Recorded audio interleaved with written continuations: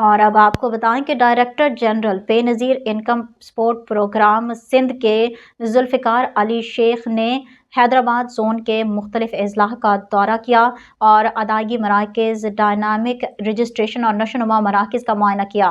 D G Sindh نے ضلع حیدرآباد، ٹنڈو محمد خان اور دیگر علاقوں کے مختلف ادائیگی مراکز کا دورہ کر کے مستحق خواتین کو ادائیگیوں میں حائل مسائل کو موقع پر سنا اور فوری مسائل کے حل کی ہدایات بھی جاری کی۔ ڈی جی سندھ ذوالفقار علی شیخ نے افسران کو ہدایت جاری کرتے ہوئے کہا کہ بے نظیر کفالت اور تعلیمی وظائف کے تقسیم صاف و شفاف طریقے سے کی جائے گی۔ وظائف سے کٹوتی ہرگز برداشت نہیں کی جائے گی۔ بے نظیر انکم سپورٹ پروگرام کے تحت سماحی وظائف حاصل کرنے والے تمام خواتین کے ساتھ نرم لہجے، شفقت اور عزت سے پیش آئیں۔ D G B I S P R نے حیدرآباد میں قاسم آباد، لطیف آباد اور ضلع ٹنڈو محمد خان کے مختلف نشوونما مراکز اور وسیلہ تعلیم سے مستفید ہونے والے بچوں کے اسکولز کا بھی دورہ کیا۔